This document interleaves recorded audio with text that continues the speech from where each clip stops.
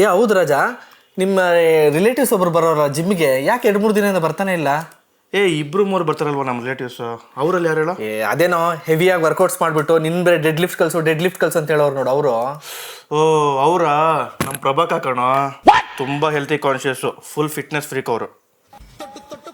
ನಮ್ಮ ಪ್ರಭಾಕನೇ ಕಾಲ್ ಮಾಡ್ತೀಯಾರಾ? 100 ವರ್ಷ ಆಯ್ಸು ಅವ್ರಿಗೂ.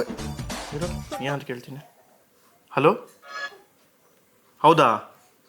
ಅಯ್ಯೋ, ಯಾವ ಹಾಸ್ಪಿಟ್ಲಾ? ಸರಿ ಇರು, ಬರ್ತೀನಿ. ಯಾಕೋ? ಪ್ರಭಾಗೆ ಫುಲ್ ಸೀರಿಯಸ್ ಅಂತ ಹಾಸ್ಪಿಟಲ್ ಅಡ್ಮಿಟ್ ಮಾಡಿದ್ದಾರೆ. ಏನಾಯ್ತಂತೆ? ಅಯ್ಯೋ, ಜಿಮ್ಮಲ್ಲಿ ಡೆಡ್ ಲಿಫ್ಟ್ ಮಾಡಬೇಕಾದ್ರೆ ಬ್ಯಾಲೆನ್ಸ್ ತಪ್ಪಿ ರಾಡ್ ಮೈ ಮೇಲೆ ಬೀಳ್ಸ್ಕೊಂಡ್ಬಿಟ್ಟಾರೆ. ಸದ್ಯ ಪ್ರಾಣಕ್ಕೇನು ಅಪಾಯ ಇಲ್ಲ ಬಿಡು. ಏನು ಭಯ ನಿಂದು? ಭಯ ಡ್ರೈನೇಜಾ? ಚೆನ್ನಾಗಿದ್ದಾರೆ, ಚೆನ್ನಾಗಿ ವರ್ಕೌಟ್ ಮಾಡ್ತಾರೆ ಅಂತ ಕಣ್ಣಾಗ್ದೆ, ಅದರಲ್ಲಿ 100 ವರ್ಷ ಆಯ್ಸು ಅಂತ ಹೇಳ್ದೆ. Flash back. 100 ವರ್ಷ ಆಯ್ಸೋಗೋ ಅವ್ರಿಗೆ. A few inches later.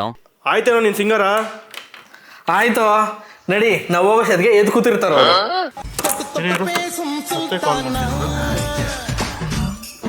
Hello, ಇಲ್ಲೊಂದು ಸಮಸ್ಯೆ ಖಂಡಿತ ಇದೆ. ಓಕೆ, ಅದ ವಿಷಯ. ಓಕೆ, ನಾನು ನೋಡ್ಕೊತೀನಿ ಬಿಡು. ಹಾಂ, ಬಾ. ಯಾಕೋ ಹಾಸ್ಪಿಟ್ಲ್ ಹೋಗಲ್ವಾ? ಬಾ. ಏನಾಯ್ತು? ನಿಜ ಹೇಳು, ನಾನು ರಜಾ ಹಾಕಿದ್ದಿನ ಜಿಮ್ಮಲ್ಲಿ ಏನಾಯ್ತು ನಂಗೆ ನಿಜ ಹೇಳಬೇಕು. ಏನಾಯ್ತು? ನಿಮ್ಮ ರಿಲೇಟಿವ್ ಆಂಟಿ ಇದ್ದಾರೆ ನೋಡು, ಬಂದ್ಬಿಟ್ಟು ಎಲ್ಲ ವರ್ಕೌಟ್ ಮಾಡಿದ್ರು. ಅವತ್ತು ಮಾಡಿದ್ಮೇಲೆ ಅಪ್ಪ ಡೆಡ್ ಲಿಫ್ಟ್ ಹೆಂಗೆ ಮಾಡೋದು ಅಂತಂದ್ರು. ನಾನು ಮಾಡಿ ತೋರಿಸ್ದೆ. ಆಮೇಲೆ ಮಾಡಿದ್ಮೇಲೆ ಮಾಡಿ ಆಂಟಿ ನೀವು ಇದೇ ಥರ ಅಂತಂದೆ. ಇವತ್ತು ಮಂಗಳವಾರನಪ್ಪ, ನಾನು ನಾಳೆ ಮಾಡ್ತೀನಿ ಅಂತಂದ್ರು. ಅಷ್ಟೇ ಆಗಿರೋದು, ಬೇರೆ ಏನಾಗಿಲ್ಲ. ಇಲ್ಲ, ನಾನು ಮತ್ತೆ ಭೇಟಿ ಮಾಡಿಲ್ಲ. ಯಾಕೆ? ಡೆಡ್ ಲಿಫ್ಟ್ ವರ್ಕೌಟ್ ಮಾಡಿ ಹೆಂಗೆ ತೋರ್ಸೋ? ಅದು ಗೊತ್ತಿಲ್ವಾ? ಮಾಡು.